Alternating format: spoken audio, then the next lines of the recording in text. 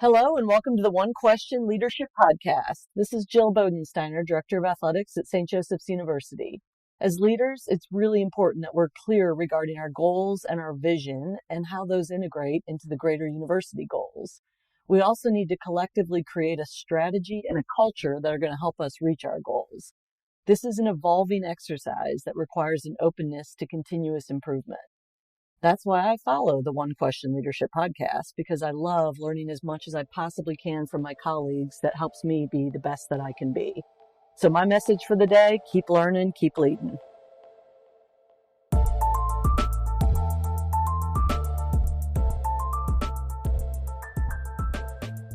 Greetings, this is Ty Brown, and welcome to the One Question Leadership Podcast, where we highlight executive and organizational leadership. Be sure to follow us on Twitter and Instagram at OneQ Leadership.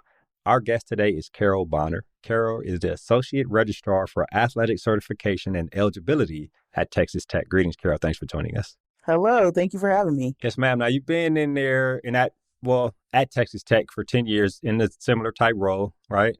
Mm-hmm. Same role. Same role, right? Almost 20 years in the industry. Before Texas Tech, you were at Robert Morris. Yes, the one in a similar role. Yes, the one in Pittsburgh, not in Chicago. Yeah. Okay, the one in Pittsburgh, not in Chicago, right? Yeah. You're also currently serving as Staff Senate President there at Texas Tech, which is, I think, is a major role. Shows how much they respect your voice and your leadership there. Yes.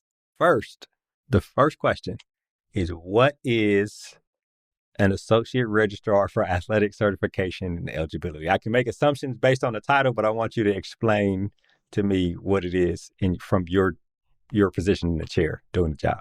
Okay. So most people don't know what that means when I say either I'm in athletic certification or I'm the certification officer. Mm-hmm. And basically what I tell everyone is my job is to look at all of our student athletes' academic records.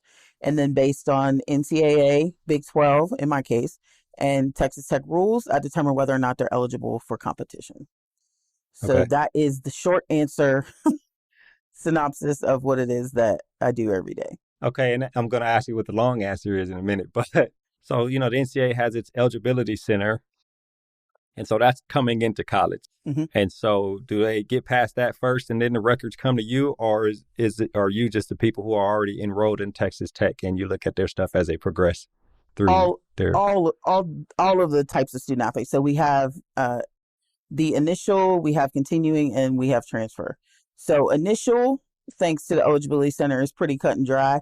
We, from the NCAA perspective, we take their certification there, and then we say, we make sure that they're enrolled full time, whatever other requirements they need to meet as incoming student athletes, and then we'll certify them that way. But the major chunk of the incoming students is done through the eligibility center. Continuing, that's the meat and potatoes of what we do here. So, I wouldn't say meat and potatoes. It's all, we do it all.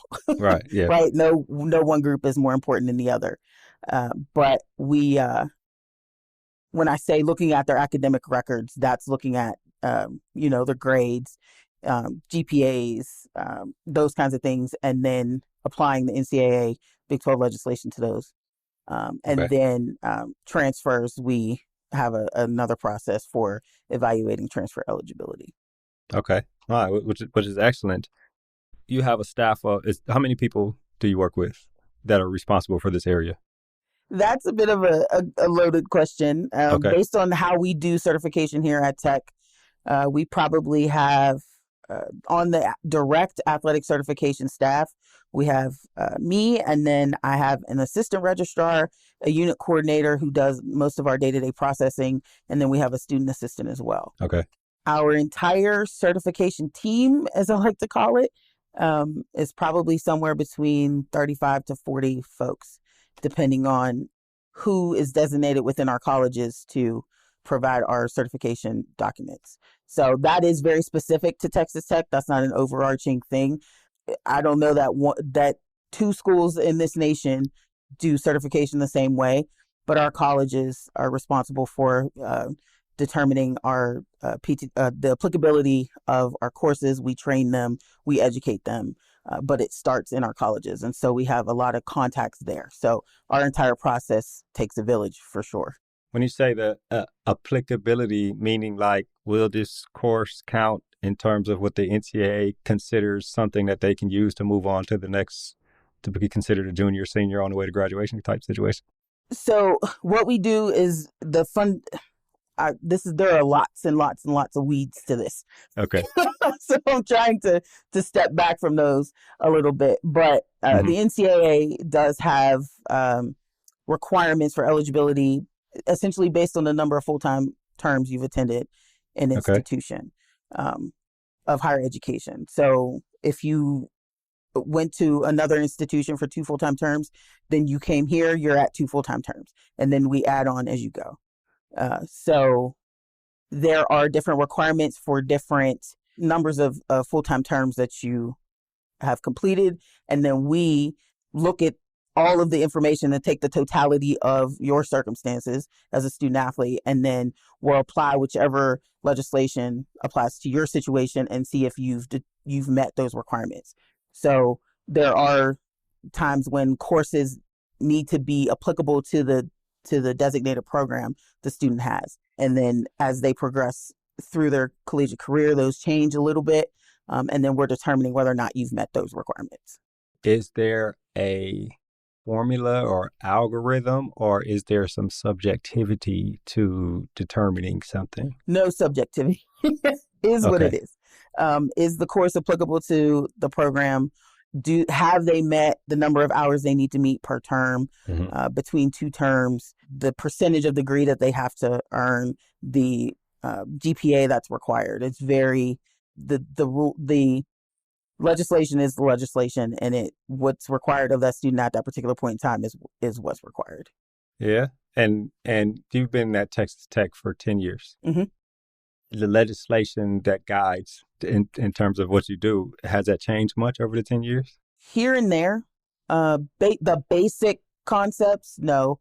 But there has been, with everything else that's changing, there have been some changes throughout that time. But the basic 6 and those basic types of requirements are still the same. Still the same. Yeah. Okay. Yeah, that's interesting. So you're painting the picture for us here that are not educated on this position. So in my mind, you are looking at Johnny Thompson, these are the classes Johnny took, this many credits, and now he's going into this year. I mean, it's all a spreadsheet and columns and rows. Yep. Yeah. Uh-huh. Oh, man. Yep. And so, do your eyes ever get crossed when you're looking at this stuff all day? Or? And that is why we have so many people as a part of the village, so to speak. Another thing I wanted to mention when we talk about this position in general, at least here at Texas Tech, is it is outside of the athletic department. Okay. But 98% of what I do is athletics. And that is because for checks and balances purposes, I don't talk to student athletes. I don't communicate with the coaching staff. So my main contacts are in our athletics academics area and our compliance area.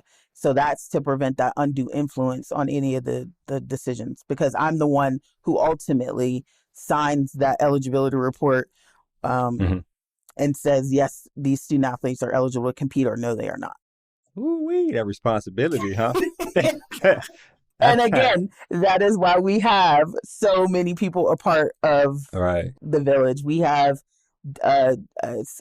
someone who prepares the documents in our colleges. We have a double check within the colleges. We have in athletics academics, the athletic academic advisor looks at the documentation.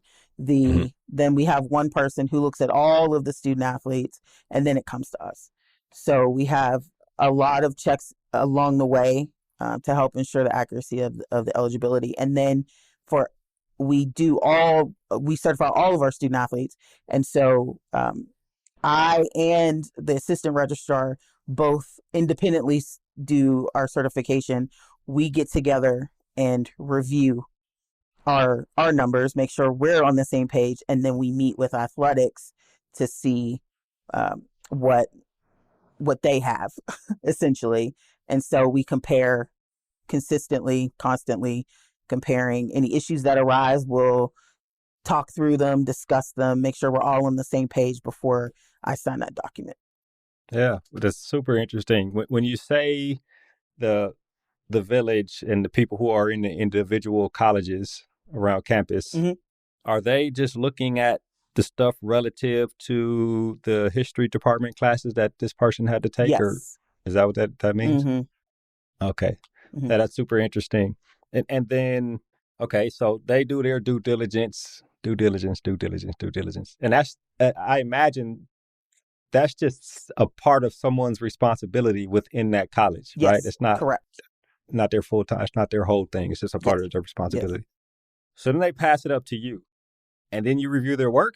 I mean, it's been 10 years now. Do you like know? Okay, if it's coming from chemistry, I know for sure that the work is good, so we're good. Or then you just review everything anyway because it's all important. Well, because of the way that we're structured at Tech, the majority of the review happens with the athletics academic staff.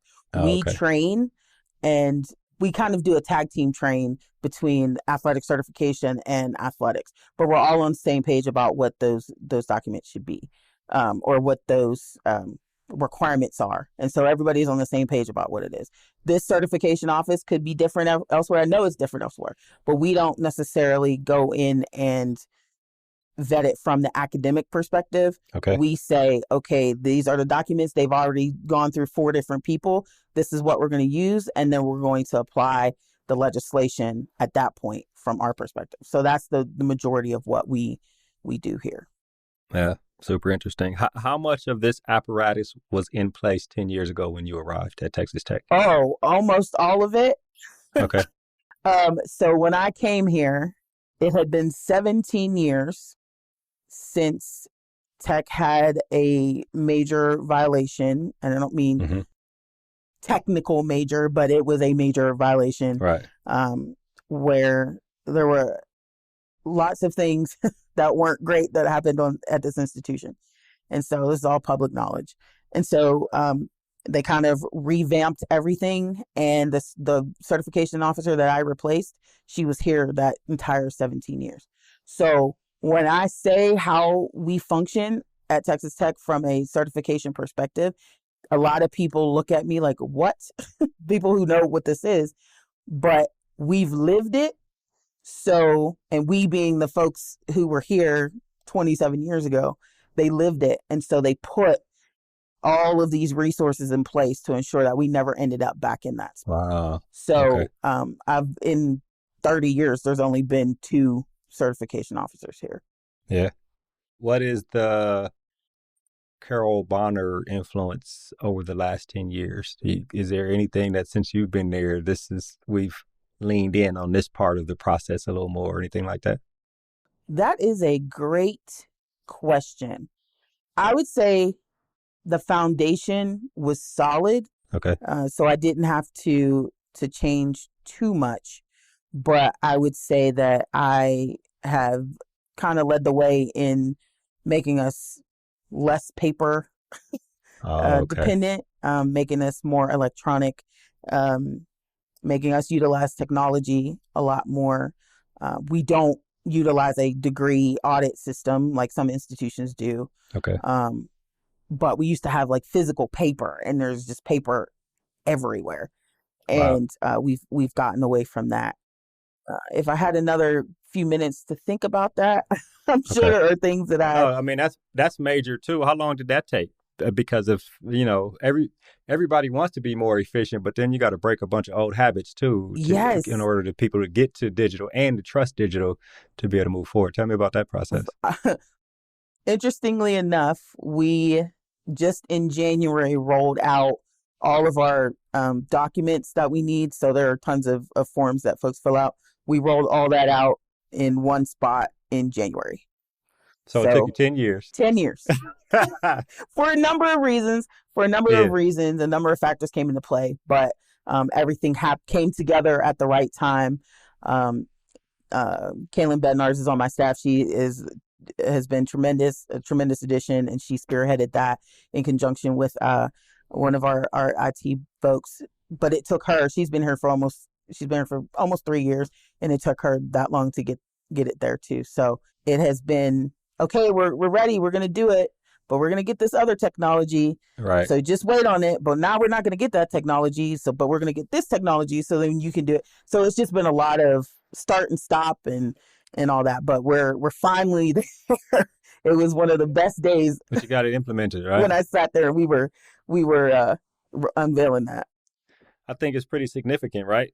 Yes. 10 years is how long it takes when they're like expanding highways, right? And so, you know what I mean? Like there's always traffic on the freeway because they're always working on it. But you finally get it done, and now there's like so many more lanes and things can move so much more faster, right? That's a great analogy. Yes. I think that's an excellent thing. Yes. So the people that are on your staff, not the greater village, I think you said 2 or 3 people that work with you. Mm-hmm. I guess they report to you, for the lack of a better word. Were they there when you arrived, or did you have to identify and hire these people? And was that full apparatus there, or have you expanded that staff since you've been there? No, the full apparatus was not here. So when I came on, we had the unit coordinator position was there. I've since hired Anne-Marie Maldonado. She's been on our staff for probably, I want to say 5 or 6 years. So she's been riding with me the majority of this time. Mm-hmm. She's great. She's wonderful. She keeps our wheels turning every day. But when I first got here, she was here. We had a student assistant, and then I think maybe 5 years ago, we added the assistant registrar position. Okay. So I had to go and find that person out. Anne-Marie was here in the unit. She was here at Tech in the registrar's office, but she came over to Athletic Certification a little bit after I was here. But the newest position was the assistant registrar. So you had to come in, do the work for a few years, and then present a case to whoever you report to. Hey, we need another person. Well, is that how it works? Or tell me how that works. It didn't happen. That might like be that. Just the way corporate works. You know what I mean? Corporate's like, we need more staff. Right? Yeah, actually, we were having some challenges in the transfer space where we weren't getting transfer evaluations or course equivalencies back in a timely manner, and that was institution wide. Mm-hmm. And so that was raised by some folks in athletics. At the same, and kind of really heighten the awareness for the institution.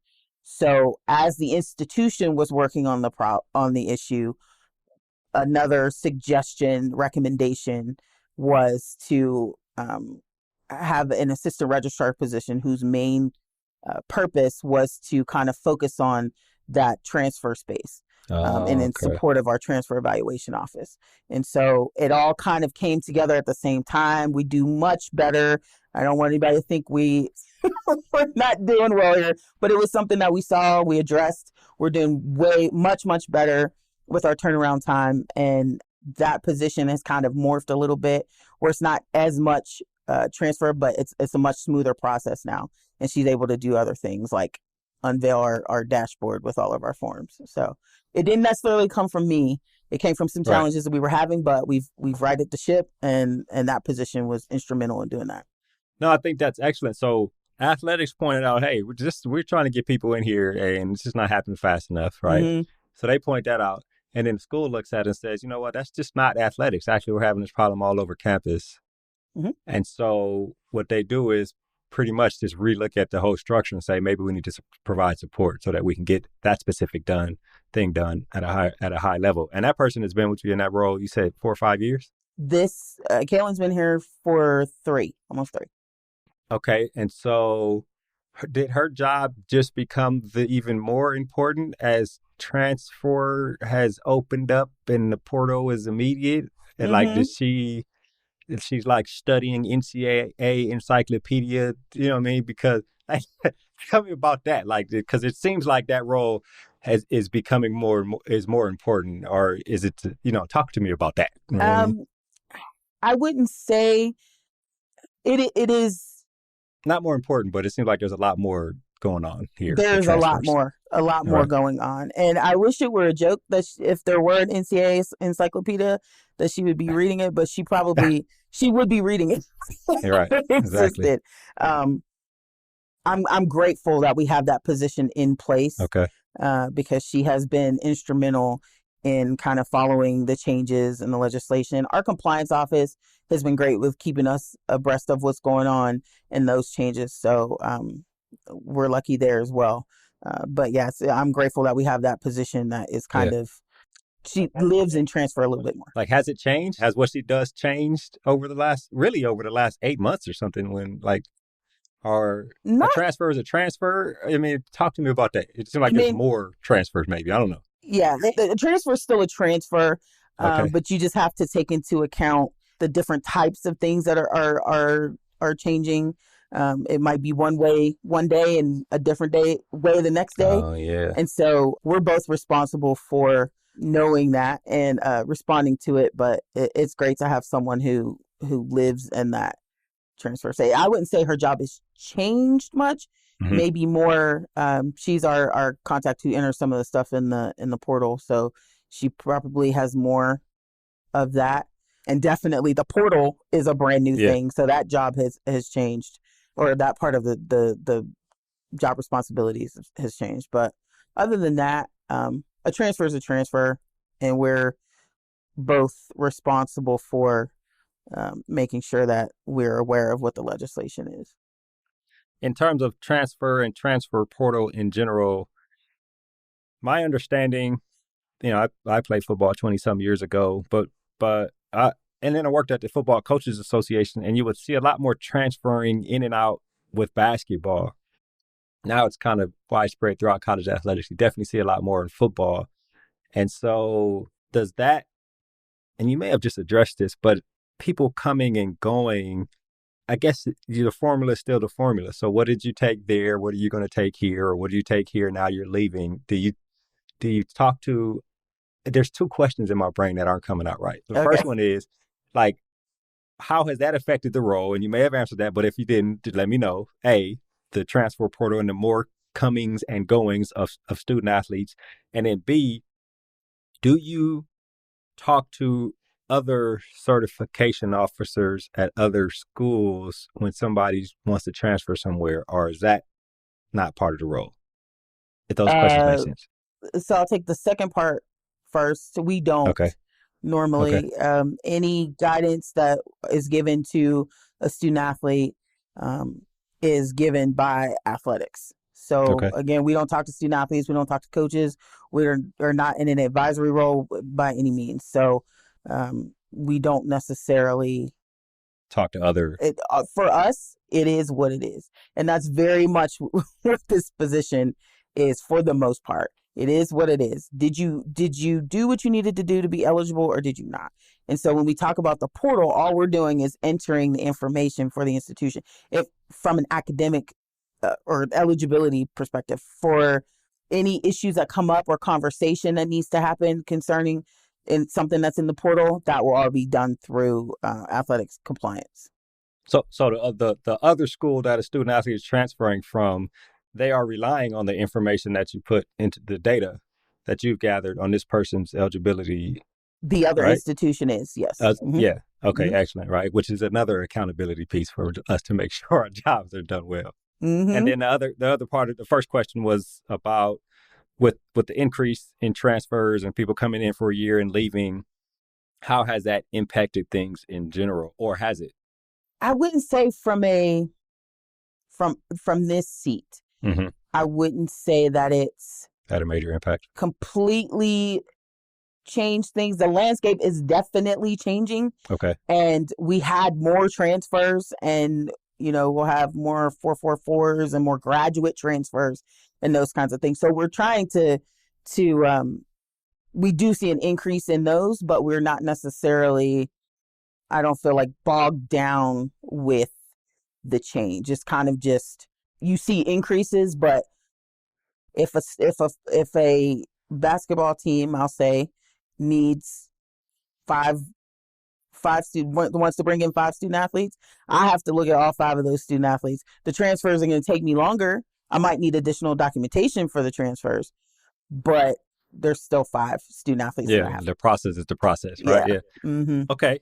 Okay, and I asked a few questions before we wrap. Mm-hmm. The first one is the staff you mentioned that work with you and the greater village. Like, would you consider yourself a team? Well, I guess you're all working towards the same goal of Yes. making sure people are eligible and certified to come and play college athletics. Do you have a like leadership or management philosophy on how you deal with people and how you make sure everybody's operating from the same book type situation? Yeah, I think my philosophy really is to, number one, communicate. Mm-hmm. I think communication is absolutely key. We try to make sure that we give as much information as we can to athletics. We hope that we get the same amount of information back. Um, Knowledge about changes to legislation, injunctions, all the things that are happening, that's critical for us to be able to do what we need to do. As far as this in the institution, like the village is concerned, is I tell them sometimes, or in the training, I'll say, this isn't rocket science, but it's close. And so if there are times, and I try to tell them, there are times that athletics and athletic certification don't agree. We talk about that all the time. We talk through these issues. So understand that we are here to support you. I don't ever want them to feel like they're on an island. We want them to feel comfortable in coming to us and saying, hey, either I don't understand this, can you make this make sense? Or even if they have to say, we made a mistake or something, we need to have that community team feeling where they can come and we can all talk through something, communicate well, and just try to establish that sense of comfort, because it's not easy stuff and we're all trying to navigate it, and it's a big deal, and so we want you to be able to do it right the first time instead of asking for forgiveness after, because sometimes there just isn't forgiveness, Right. And so that's my philosophy. I want my people, especially since we're kind of over here, not in the day-to-day of an athletic department, and some of my people have come from that space. Work-life balance is really important. They work hard, we work hard, we're very cyclical, so our busy times are probably early August through APR, and then we ramp back up January, most of February, and then we've got GSR that we're kind of working through now. So we're very cyclical, but I really want them to take care of themselves first, because if you have healthy people who feel valued, who feel like they can have rest and peace, then that's what they bring to the job. And especially with the people that I have, they work really hard. I mean, being staff senate president, I would not be able to do it if I didn't have the staff that I do, both in numbers and who they are as workers and as people. And so them being able to take care of themselves makes us better as a whole, and it allows me to take advantage of opportunities for growth as well. So taking care of my people, I'm a very people first kind of person. So taking care of my people and communicating and creating an environment where we can talk and we can communicate easily without all that tension is really important to me. Right. It's excellent communications, support, and resources is what Mhm. it sounds like in terms of how you can help the people around you make sure they're doing a job at a high level and feel valued. I got two questions here. Mhm. First question is, you mentioned APR and GSR, and I'm surprised I didn't bring that up before. Would you consider those evaluation points for the work you do, or tell me about how those things, which seem to have grown of more importance over the last maybe 15 years, how those things affect what you do, So or how they tie into what you do, maybe. yeah, so my office is responsible for submitting. We do APR and we submit APR for APR being academic progress rate, right, right? exactly. Okay, and then GSR being graduation success rate. Yes. Okay, Very excellent. All right, go ahead. Sorry. Yes, we are responsible for submitting APR. We facilitate the process of completing GSR. that Okay. submit button is hit by our institutional research folks. So it's a massive part of what athletic certification is responsible for. Okay, excellent. And then APR is the one that can affect scholarships on teams, right? And it, I mean, I guess all you're doing is reporting Yep. information, right? So I it's know not you're like, going. Nope. hey, Anything analysis, anything yeah, this 4-year rate. Nope. or all that. Just report the information. Athletics. Here's what is. As Here's what is, and here it is. That's Right. the theme. It is what it is. From my It is seat, what it it is. is what Yeah. it is for the most Yeah, part. which is excellent. All right. The last question I'll ask you is about your role in Staff Senate. Now, you're serving as a president this year. How long have you been on Staff Senate? 3. So it's a 3-year term. So I'm in my 3rd year. 3rd year. So tell me about that role over the last 3 years and really the role of President A, but also just in general, the role of the Staff Senate on campus. So the role of Staff Senate is we are a voice for our staff. We're a group of elected staff members who are elected by other staff members in our certain classification of our positions. And we represent staff across campus. So right now, Texas Tech is really having a lot of work in the strategic alignment space, a lot of work, and strategic planning. And so we're represented in those spaces. I actually, as the president, have a monthly meeting with the president of the university. Okay. So he can stay aware of what the work we're doing, and I can bring anything that I need to him. That's been a great relationship thus far. And then we have a series of committees where we just have different areas. We have a caregiver committee that is currently working on improving our mother-friendly rooms on campus. We've got an issues committee where staff members can submit an issue online, and we'll do some work to try to find a solution or a resource for them to have their issue addressed. Maybe not solved, but heard in some cases. 100%. We have a committee that is dedicated to humanity and impact and togetherness for our Texas Tech community. We have, you've got your board, your president, your vice, or your president-elect, secretary, treasurer. So we've got scholarships and awards that we hand out. So we've got a staff emergency fund that we manage, where folks who are having an emergency of some sort that they might need some additional financial assistance, they can apply and get up to $500 to help in that space. So we do a lot of great things on behalf of the staff. We have speakers come to our meetings to just kind of give us some information, and our job is to disseminate that to our areas and to the folks that we work with. The presidency has been probably one of the more rewarding things of my career. I have grown.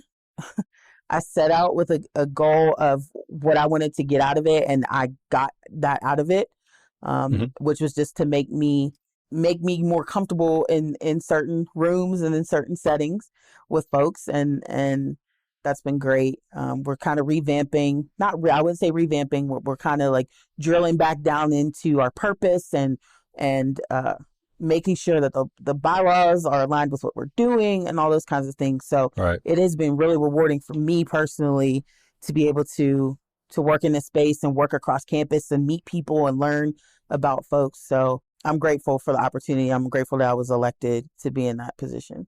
Yeah, that's excellent. And how big is the staff senate? We have about a little over 50 members. It varies a little bit, but between 50 and 60. A little over 50, between 50 and 60 members. And how big is the staff at Texas Tech? 4,000, a little over 4,000. 4,000, right? So this is a committee of less than 10% of the staff, and damn near just 1% of the staff, right? And you were elected to it, so it shows how much that they respect you on campus to bring you on. Yeah, I was grateful. Like I said, I was grateful for that opportunity, for sure. Right, which is excellent. 2 quick questions here.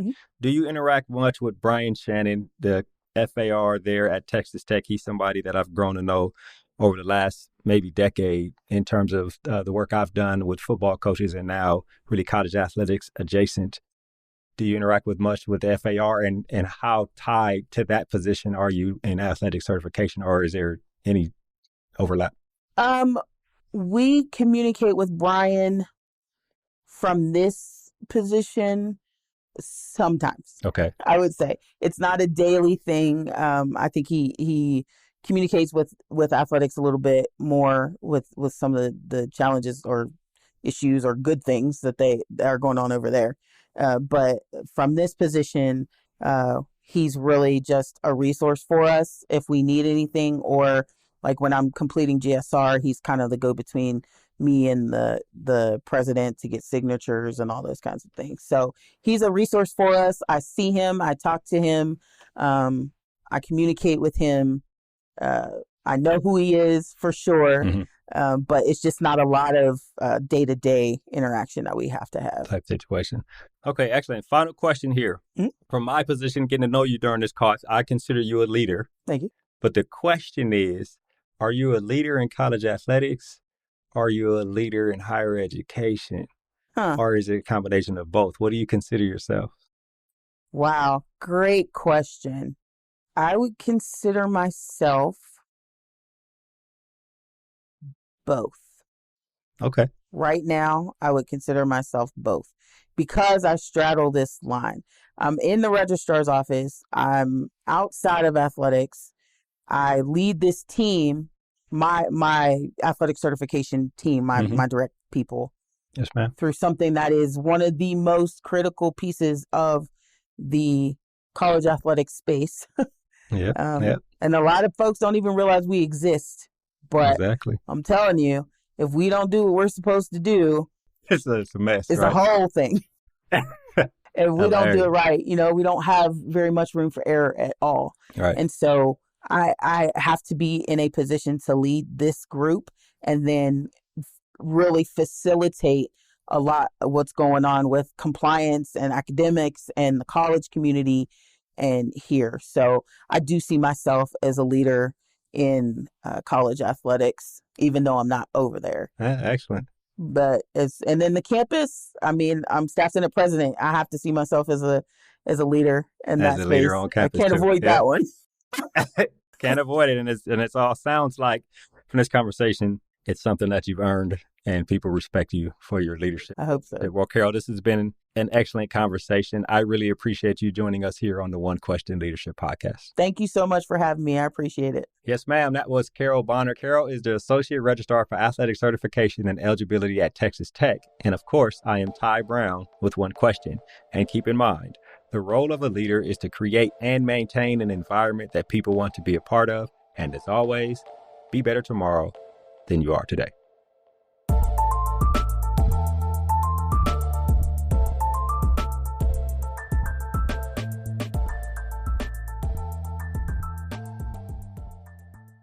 This episode of the One Question Leadership Podcast is produced by Spades Media Group, solving problems using creative leadership.